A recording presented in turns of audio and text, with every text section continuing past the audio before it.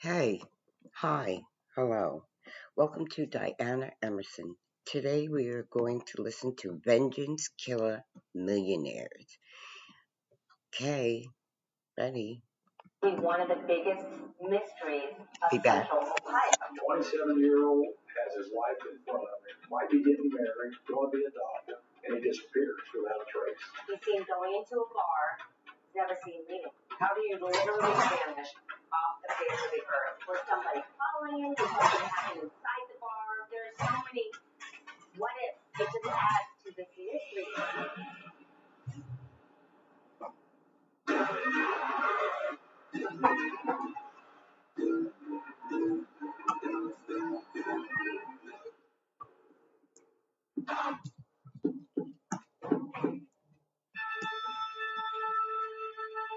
Columbus, Ohio. A beautiful city, the capital city of Ohio. A lot of people joke you are born and bred a Buckeye.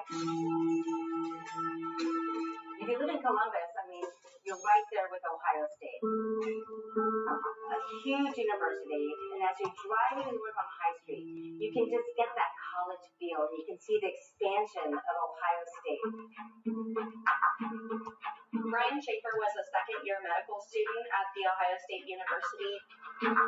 He really wanted to be a doctor. He wanted to follow in his mom's footsteps. She was a nurse. Brian was extremely intelligent. He did well in school. Really believed in things that he believed in. He wasn't always that clean-cut medical student. He had long hair for a while. That was one of the reasons that his tennis career ended, because they wanted him to cut his hair and he didn't want to do it. Had a girlfriend, had his own place, had his own apartment. He was actually in the top 10% of his class. I mean, he had the world waiting on him. Alexis Wagner was Brian's girlfriend at the time. They had been together for approximately 10 months. We were in medical school, in our first year of medical school, actually, in class. And I thought he was cute, and one of my friends told him at a concert, and then he called and asked me if I wanted to go and have dinner and study. That's how it started. Alexis and Brian were at that good part in a relationship. It's new, it's fresh, it's exciting. They were actually planning on going on a trip to Miami for spring break. The tickets were actually the last Christmas present that Brian's mom had purchased for him. His mom passed away after a long battle with cancer. Brian and Clint had made plans to go out and celebrate spring break and have a few drinks. They were close friends. They started out around 9 o'clock when they went to the Ugly Tuna Saloon, which is in the Gateway Complex near campus. Sat down, opened the tab, and had 3 or 4 shots of liquor. The Ugly Tuna Saloon is a very loud and energetic second-story bar. They were famous for these huge fishbowl, like $5 drinks that would pretty much last most people all night. Brian and Clint ended up going to another bar called Short North Tavern, had a couple drinks there, and they ended up in a bar called Brothers. Typical college guys just out having a good time, not bothering anybody. Alexis had actually went home to her parents' house before her and Brian left for their trip Monday for spring break. Brian took the time to call her around 10 p.m. and just tell her he was out with the guys and having fun and he couldn't wait to see her on vacation. Brian and Clint decided to end their evening by going back to the Ugly Tuna Saloon and checking out the band. It's kind of a long walk, so Clint contacted a female friend of his, Meredith Reed. She ended up coming and picking him up and driving back to the Ugly Tuna Saloon. There's cameras there, so when they got back, we were able to pick them up coming into the parking garage. Then they entered into the area where the escalators go up to the Ugly Tuna Saloon. They look happy. They look like nothing is wrong at all. He's even kind of leaning back on the escalator, kind of relaxed. And they're all just chatting, having a good time. They entered into the Ugly Tuna, which there's no cameras inside the Ugly Tuna. They sat down, it's loud, there's a band playing, started drinking again. Towards the end of the night, Brian got up, he walked out. It's a little lobby-like area at the top of the escalator. He went out there, he talked to two girls, and then he seen him walking off camera. Appears he's going back into the Ugly Tuna Saloon, and that's the last time we see him on camera. So what they say is that Brian says, I'm going to go up, talk to the band, starts to walk away. Clint and Meredith do not see him again. Clint and Meredith went around looking for him. They said they couldn't find him. They did try to contact him by cell phone and didn't have any success, so they left. At 2:01 a.m. when Meredith called Brian's cell phone, it did go straight to voicemail. I'm assuming that they thought that he had caught a ride or ended up deciding to walk home. All Saturday, nobody realizes Brian's missing, other than I think Alexis started to get worried because she's calling, no answer, no answer.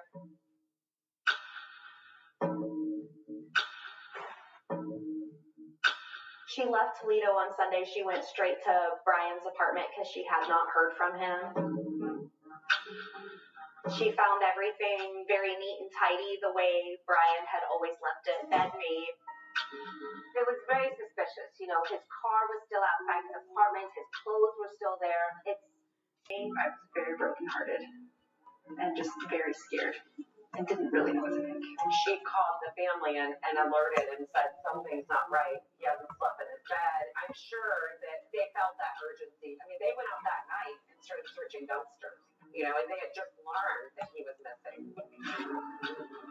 They knew that he would show up to the airport Monday morning for his flight to Miami with Alexis.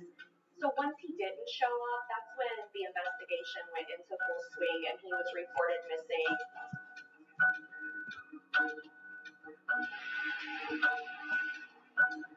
We got a call from Randy, Brian's father, and we ended up meeting Randy at Brian's apartment. You start thinking, okay, well, this guy didn't show up on Monday morning to catch his flight. From all accounts, he was excited to go on that trip.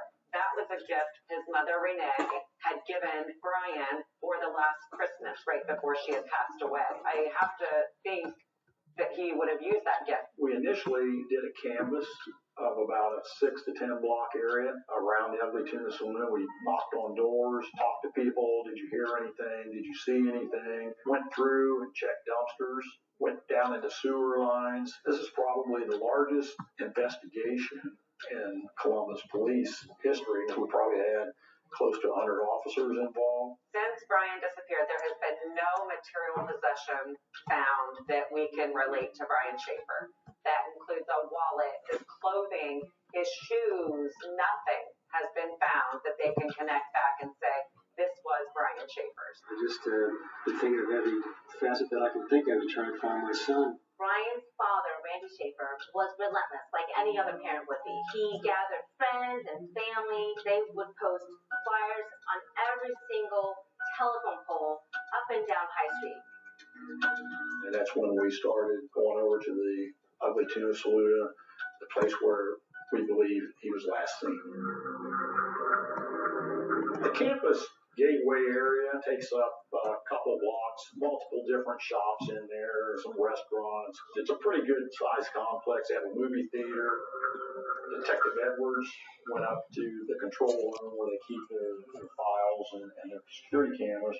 And what we found was discs with hours and hours of in my video. pajamas. Detective Edwards started reviewing them. He had a projector, started viewing the video at home on his basement wall, and he made it life-size. He actually tracked every person coming in. I mean, this was a daunting task. Taking this method, he was able to say with 100% certainty that Brian Schaefer entered the bar, but he has not seen on any cameras leaving the bar. It is alarming. How do you literally vanish off the face of the earth? And one of the areas where they say that there was more cameras than any other area around. There was a 6'2", 165-pound guy, walks into a bar and you never see him again. Like, it's not logical. Isn't that odd? I mean, they looked at every frame of every angle of every piece of surveillance video, and they don't see him. This was a small bar, actually. It was Eddie. not huge at all. People say, well, Eddie. maybe it was in the bathroom and you didn't see him. Eddie. No, it was Eddie. a tiny bathroom. Like, I believe it was one Eddie. stall. Something had to have happened where he was either concealed, disguised. There's some reason Stop. that we didn't see him, at least on the surveillance camera. And then there was the orange sweater guy. There was something a little off. We seen him on video. He was in and out. So we tracked him down.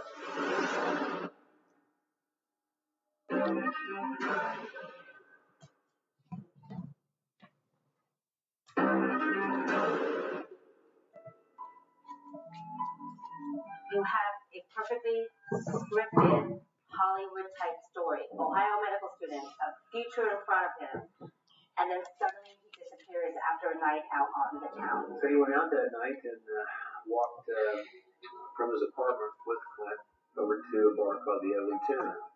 And from 1:30 to 2, he was there, and there's surveillance cameras all over that place, inside and out. And at 1:57 in the morning, that's the last time anybody saw anything. It just looked like a guy with a couple friends out having a good time to me, and that's what scares me more than anything, I think. There is a lot of speculation around the orange sweater guy. Columbus Police Department were able to pick him out of the surveillance and thought that there was something a little off. They timed it down to seeing this guy in an orange sweater going up and down the escalator, I think 5 or 6 different times. The final time he's seen leaving was just behind when Brian's friends were also seen leaving. So we tracked him down. We talked to him. Comes to find out he was a taxi driver. And he was just hanging out so he could pick up a couple fares.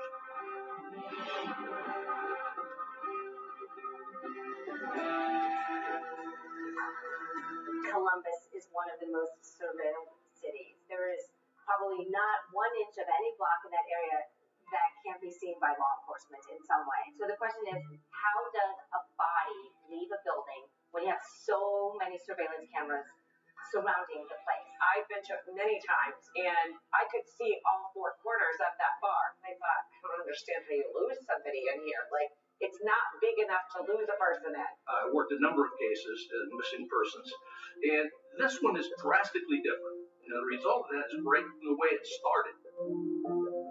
Both he, Clint, and Meredith were coming up the escalators. You see, he was communicating, seemed happy, more or less leaning against the side here. Camera is the one that captured him standing in this area. I took the opportunity to spend some time in and around the Ugly Tuna Saloon. I'm trying to think, how did he do this? I try to walk down steps. I try to go to different locations. There's cameras everywhere. There's really nothing in there that would concern me inside or out. But more importantly, I'll tell you why I was confident, even more so. In the video, you'll see the Columbus police officer standing there, 2 and 3 at a time. If somebody wanted to take Brian and remove him from there, or if Brian wanted to sneak out, you're certainly not going to do it from a location that's got police officers standing there, armed, cameras, and you're just not going to do it. It's too much of a risk. Perhaps somebody put his body in a trash can, which is why police were found searching landfills and specific spots where the dumpsters would have dumped the trash at that landfill, because that was a theory. A lot of people believe that Brian could still be buried in the bar, in the walls, or in the construction area. We started at the roof. We worked our way down. Any indication that maybe he was stuck in a floorboard somewhere. The floors are all cement. The walls, they're block or plaster cement. There's just no way Brian was left anywhere in that building. I mean, it was searched with a fine-tooth comb. We had the cadaver dogs come in and go through that building. And, you know, had he been in there, even if he was covered up with dirt, they would have hit him and picked up on it. One of the theories is he went down and got out the fire escape. There was only 2 ways into the Ugly Tuna at that time. It was through the door at the escalator or the fire escape. That fire escape is an emergency exit that was within the Ugly Tuna Saloon bar. It would come out just to the side of the original doors he used to enter the Ugly Tuna Saloon. We did interview the manager at the Ugly Tuna Saloon, and they said that nobody at any time went down the stairs and exited through those doors. We did check the other cameras in the courtyard, and we still weren't able to pick him up. There's a lot of rumors that one of the ways Brian could have gotten out of the bar is by jumping over the second floor balcony. With his height, yes, it is possible, but I do think that with as crowded as the campus area was at the beginning of spring break, that would have been noticed by someone. When you exit the Ugly Tuna Saloon, to your right would have been the service elevator and the emergency stairs going down into the hallway that runs behind the businesses. The man used that exit because they had equipment. They had to take the elevator. The detectives reviewed the video footage, and Brian did not leave with the van that night. Also interviewed each person in the van, and they all stated that Brian was not with them when he left the building that night. We see Brian at 1:55 a.m. and the bar is closing at 2 a.m. So you have that 5-minute window of wondering what happened in that small window of time. Was somebody following him? Did something happen inside the bar, away from the cameras that may have led to his disappearance? So when Columbus Police Department began their investigation, they spoke to well over 100 people, including one person whose name raises eyebrows.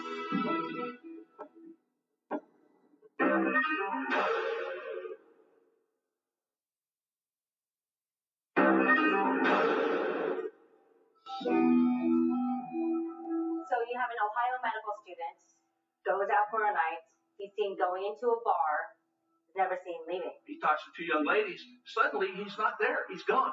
It was like he evaporated. But he is not seen on any cameras leaving the bar. It's strange that Brian went missing right before a planned vacation. He was very excited about the vacation. Not only was it the last gift that his mom had given him, but he had also spent hours upon hours researching this trip, trying to make it as perfect as it could be for the ultimate spring break trip. Randy did talk to me about what he thought was going to happen on that trip. He did feel that Brian may be getting ready to propose. Doesn't matter what's happened. He just can come home just to let us know that he's safe would be, tremendous. However, after it was looked into, Brian had never made a visit to the jewelry store. There were no rings purchased. Maybe he bought the ring and we just don't know about it, but where's the receipts and where did the money come from? I mean, Brian didn't have a ton of money. He was a college student. Why would somebody who had everything going for him, a future doctor, a great relationship that he was in, suddenly say, I'm done, and give up and walk away? He had a family that loved him. When you actually see the video of him going up that escalator, nothing seemed out of the ordinary for him. So you have to wonder what was going on behind the scenes. He just lost his mother to cancer. They were very close. His mom died 3 weeks before Brian's disappearance. I do think that it's possible that Brian could have chose to walk away from his life. He had a lot of stressors. One of those things would be a lot for most people, but to have multiple things such as his mom dying and medical school and finals. I've heard that he may have said to Alexis prior to his disappearance, you just need to move on and find someone else. I really think that Brian had a hard time. I mean, he was late to his mother's funeral. The day he went missing was very strange that he made an attempt to see every person he cared about. Brian began his evening by going to dinner at the Outback Steakhouse with his dad. Brian reached out to his brother and had invited him to come to dinner that night. He had called Alexis.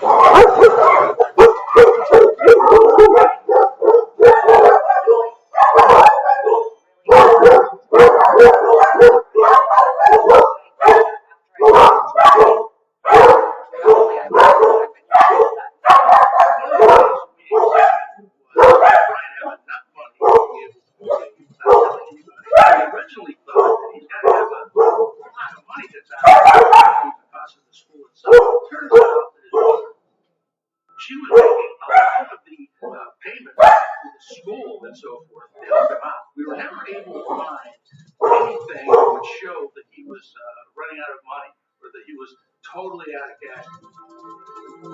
As far as Brian's credit and debit cards, Randy had canceled those in fear that somebody might have stolen them. So we weren't able to pick up anything from the bank as regards somebody using it. When Brian went missing, he had not received his portion of his mother's life insurance yet, and that check was close to $20,000. One of the things that we looked at, there was a check that Randy had given to Brian to pay for his tuition for the next quarter. A check for $4,500. However, that check was never turned into Ohio State. Maybe Brian had just forgotten to turn it in, or maybe Brian chose not to turn it in because he had no plans of going back to school that next term.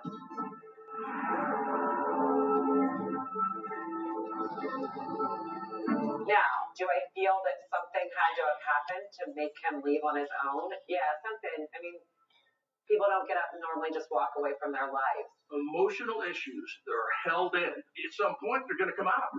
Is that the night they come out? Did something in that bar set him to think about his mom again when he was trying to kind of push it away and have a good time? And did he then remember that, start thinking about it, and something clicked because of all the studying and everything else that was on his mind? Now his mother's passed away. Another question that has come up is, did Brian commit suicide? I did not get the impression at all that Randy felt that he was suicidal. And the thing I always come back to is it's pretty hard to hide your body after you killed yourself. There have been a lot of people talked to about the disappearance of Brian Schaefer. You know, a lot of people ask about Clint Florence. He and Brian were friends. Around 9:15, 9:30, I drove over to Brian's apartment after his death with his father. And he was having a beer and then came up to High Street to Ugly Tuna. At the end of the evening, Clint reported that Brian came back into the bar and after a couple of seconds said that he was going to go talk to the band. And that was the last time that he had seen Brian. At some point, we were told that Brian and Clint had a few words, a argument, nobody could hear him, so we don't know what that was about. Initially, when Brian went missing, Clint was very involved in the investigation, hanging up flyers. He was communicating with the family. We decided we were going to polygraph Clint. He did hire an attorney. The attorney advised him not to take the polygraph. Randy Schaefer took and passed his polygraph. Meredith Reed took and passed her polygraph. I do think it's a little strange that no one wants to communicate about Brian's disappearance, or else they don't remember what happened that night. It's very frustrating. At one point, we did summon Clint to the grand jury to appear to answer questions. And again, based on his attorney's advice, declined to be interviewed at the grand jury. Does it look suspicious? To a lot of people, it probably does. But at no point was Clint a suspect. He wasn't a person of interest. He was never charged with anything.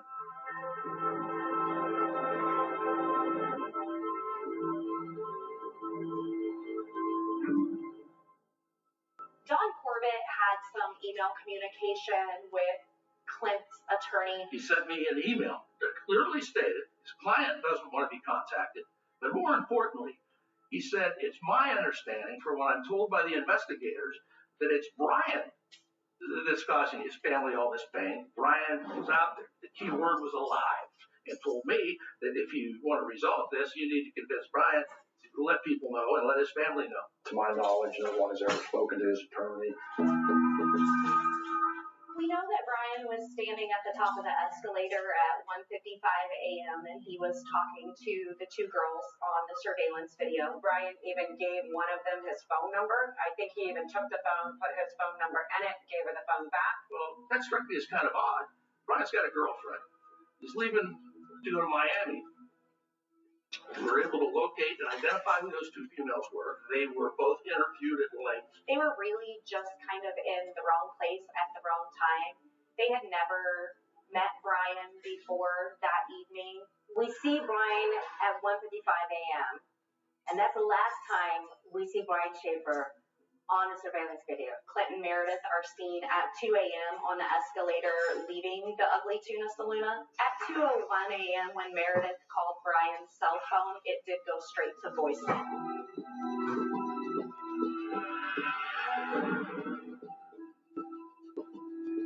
6 months after Brian disappeared, a shocking clue came in. Alexis had been calling his phone, and she had done that nightly, and it would go directly to voicemail. One night, all of a sudden, the phone started ringing.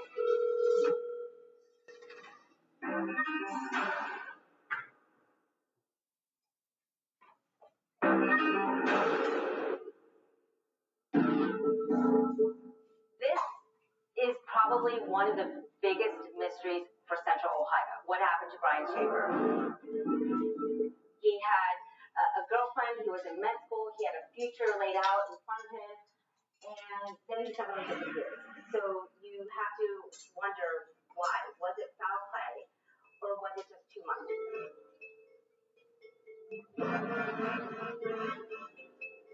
In May of 2006, a few weeks after Brian went missing, his apartment was actually broken into one evening, and when CPD arrived, the person was gone. To my knowledge, the person that broke into Brian's apartment has never been found. It is a very odd coincidence, and I've always wondered if foul play was involved, if that person that committed the foul play could have returned to Brian's home because he knew that there was something there that needed to be disposed of.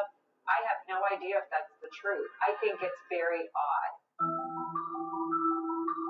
6 months after Brian disappeared, a shocking clue came in when his cell phone began ringing. His girlfriend Alexis had been calling his phone every night, just seeing if he would answer, and it would go directly to voicemail. One night in September, all of a sudden, the phone started ringing. And that was very odd, that had never happened before. It actually was pinging off of a cell phone tower in Hilliard, Ohio, which is not very far from where Brian disappeared. I mean, it's not right across the street. It's within a distance that anybody from Columbus knows where Hilliard, Ohio is. Detective Edwards and myself went over to the area, did a search, and we were unable to locate anything. At that point, we contacted the cell phone company, the carrier, and asked them, what's the probability that this phone has been turned on? They were told that they felt that it was a glitch, that it was nothing to be alarmed about, that it was just a glitch. The phone had just rang. The engineer at that time stated probably what was happening, the cell phone tower got busy, and it just rang to the next cell phone tower until it got picked up. Now, we did investigate a little bit in the last few years to see what somebody would say about that now. What we were told is that they felt the phone was at least charged, it was not a dead battery, and that it may have actually been turned on. So what does that mean? Does that mean Brian's alive and he turned his phone on? Does that mean that if it was foul play, that killer all of a sudden turned that phone on and it just happened to be at the right time when Alexis called? We have to look at the other side. Once he got out of that building, did something happen when he was killed? Or was he taken by somebody? He could have went out. He could have asked somebody for a ride, but he got in the car, something went south, and he was killed. There's a lot of theories that Brian could have met foul play while walking home from the bar. In 2006, the campus area was pretty rough. It had a lot of abandoned houses still and a lot of crime in the area. Between 2006 and 2008, somebody was murdered in the parking garage right behind us that was right outside of the Ugly Tuna. So that kind of opened my eyes right then. I'm like, whoa, there's some stuff going on here. Brian has walked that area many times back and forth because he lived close enough to where he could walk over to the Ugly Tuna Saloon and any of the other campus area bars. If there was foul play, maybe they took his wallet. They would have dumped the wallet at some point somewhere along the way, and it'll be found at some point. But none of that happened. You have someone with all their personal belongings that were on them completely vanished. His cell phone, his keys, clothing, nothing has ever been located. No, I don't think there's any possibility he just took off. Brian had a goal, he had an objective, and knew which way he was going, and somebody interrupted that and messed it up.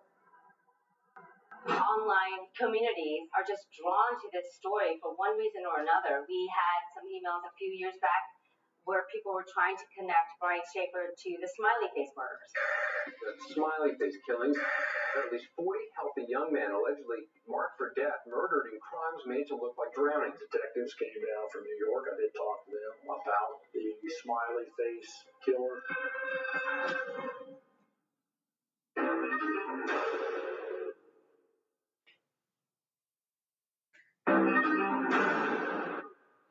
There's something more than 40 college-age men who mysteriously drowned. The tragedy spanning 25 cities and 11 states.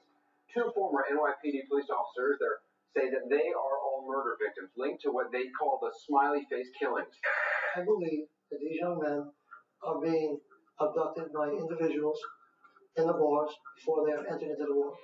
There are a lot of young, good-looking men, most of them college students, most of them are the same age range, that are found dead. They are very odd circumstances. They were at a bar, like Brian. They left the bar. They got separated somehow from those individuals they were with, and they ended up in a body of water. Several people tried to connect Brian's disappearance to the smiley face killer, but one of the things that has always happened with the other cases is there's a body found. And they're always found in the water, and there's usually a smiley face graffiti close by the body. However, Brian wasn't found in the water, and there were no smiley faces around the locations that they were searching. There's a lot of speculations about the Olentangy River, but the probability that he drowned probably did not occur. There wouldn't have been enough current to take it anywhere. The Olentangy wasn't even on his way home. He would have had to gone out of his way to get to the Olentangy. And there were searches done of the rivers close by. It was very low at that time, so I've got to believe that if he was in that river, we would have found him by now. I did talk to two of the detectives came down from New York. I did talk to them about the smiley face killer. To this day, still do not believe that that's the situation with Brian.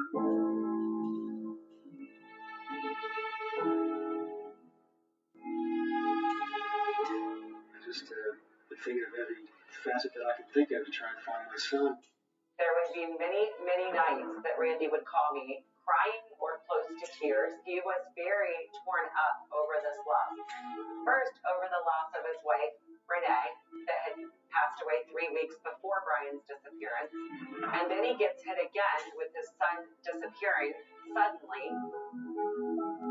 Then it was September 14th of 2008. Randy had called me at 6 something that night, and he told me there's a storm coming. It's a bad one. Heck of a day for Galveston, Texas. Place that hasn't been hit by a hurricane in 25 years. Rains are coming hard, and there goes my cat, my colleague. It was the winds from Hurricane Ike. This wasn't just a normal windstorm. This was, 50, 60 mile an hour winds had come through here. I didn't hear from him again that night. Person called and said, Lori, we've got really bad news. Randy was killed last night, and she said by a tree.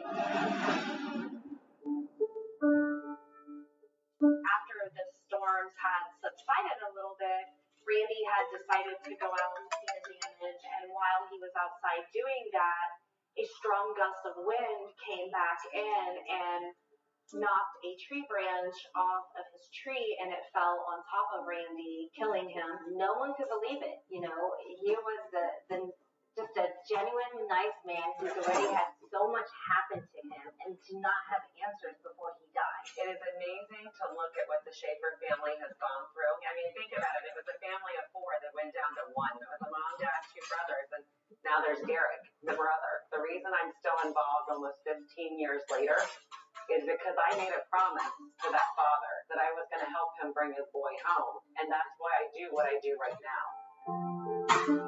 Shortly after Randy had died, there was an obituary online for him, and someone posted on that obituary on the guest book and said that he was Brian Schaefer. The statement was, I love you, Dad. So I looked down, and it says U.S. Virgin Islands. Oh, my God, can this be true? What does this mean? Is he out there? This was his way because he feels so bad that he couldn't be there? Concerning. We were able to trace where the origins of the message came from, and it ended up being a public area here in Columbus. They determined it was actually sent from a public library computer in Franklin County. We again went to look for surveillance video. Unfortunately, there was no record of who was on that computer that day or any video surveillance that would assist us into saying, yeah, that was Brian. Our thoughts at the time with the investigation, it was a cruel hoax. There's so many instances in Brian's case that are just deemed as a hoax that sometimes it makes it a little hard to believe that there's this many coincidences in one missing person's case. Now, could it still have been Brian writing that from Columbus? It could have, Could it have been somebody that harmed Brian and trying to throw, off the investigation? It could have. I actually lean more towards Brian Schaefer being alive and walking away from his life. While his mom's death was very tragic, I feel like that it was also the opening for Brian to start living to not just please his mother by becoming a doctor, and he could actually live his life the way he wanted to live his life. One of the things that we noted that was interesting is that Brian would tell people, not only that, put it on his MySpace page, that this was only a temporary thing in going to medical school and becoming a doctor. What he really wanted was kind of be a beach bum or start his own band and be out in a beautiful place somewhere with his guitar where he could kind of be on his own. Could that have been the case? Yes, he was very involved in music and enjoying that. There have been sightings of Brian all over the world, from Sweden to India to Michigan. But this one photo of a man crouched down, we started getting emails from people saying, have you seen this photo? They had a lot of similarities. People said, this is Brian. They know it's Brian.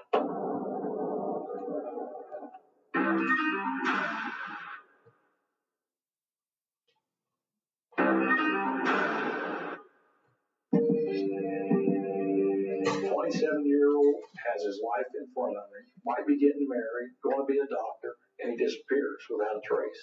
That's why this case has gotten all the attention. It was probably the last few years where people started posting pictures of who they thought was Brian Schaefer. But this one photo of a man crouched down on the corner of a sidewalk, very long legs. People said, this is a picture of Brian in Tijuana, and the FBI gets involved. They had a lot of similarities. The homeless man and Brian's noses were both broken in the same spot. Their ears fell on the same exact spot on the face. I had emailed it to Brian's detective at the time. After further analysis and more in-depth look at the pictures, they were able to determine it's not Brian. That was like someone letting the air out of a massive balloon of all these years of people hoping that they finally had an answer. I've been asked over the years what my opinion of the case is with Brian Schaefer. There is a probability that he could be alive, but there's also just as much or a greater probability that he is no longer alive. The dumpsters in the area at that time, for the private dumpsters, not the city dumpsters, they were emptied on that Monday before we got out there to do our searches.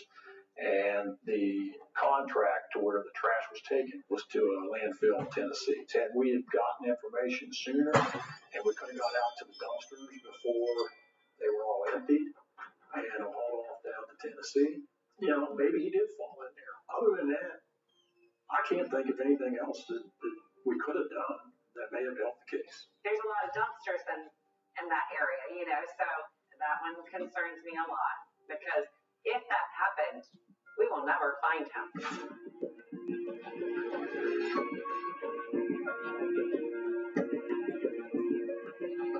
So when you actually see the video of him going up that escalator, he's doing what any normal 27-year-old person would do before spring break. They're going out to a bar. There seems to be nothing wrong. And that's part of the reason why I think this story captivated so many people in Central Ohio. I think it was really hard when Alexis had to move on in her life. If Randy had his choice, she would have been marrying his son. He really thought the world of Alexis. I used to have this feeling like he, when it first happened, how could somebody leave and how could he do that to me? And obviously that's impossible. And so something horrible must have happened.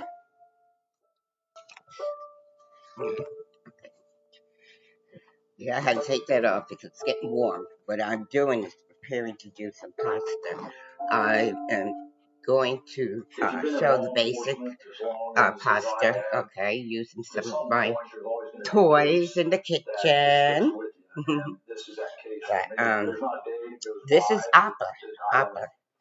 Come here. This story for me is more than just a story. Hold on. This is truly about a father Come here. desperate I don't know how to do this. I'm still learning now.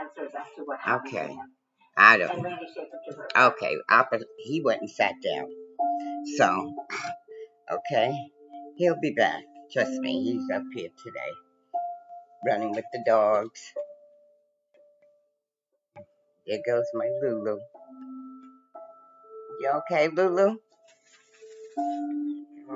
Okay. Okay. I'll leave her alone. I am Okay. a firm believer that someone Okay. out there That's it. Wait, knows can I what get this? happened to Brian Okay, Schaefer. because this I is my ask you Lulu. that if you were involved in the Okay. Brian Schaefer Yeah. case, and that you And may have Opera, caused Lulu, she got the okay, baby. I know. find it in When your you heart come back that over, I'll Lord let everybody see you. some That resolution bark for the Schaefer family. They deserve is that. Opera. Please contact This the is Central Lulu, my Ohio service Crime dog. Stoppers tip line at 877. She'll be getting my medicine at 9 o'clock. Okay? I say, Lulu, medicine, get it. Oops, I won't say that. She'll go upstairs. But I have the door. She can't open the door. Appa can open the door. Oh, this is so sad. Oh, they're showing what he would look like now. Okay. Okay. This is Appa. Here's Appa. Okay, Appa, show your face. Let everybody see that pretty face. Okay, so now that I have them over here with my coffee down below, we are going to halt on this, okay? Because see now, everybody got their pet, okay? You got your pet. Now, can everybody just go? Go away. Lulu, you too. What? Lulu, you already potty, okay? So let's not have this discussion here. Okay.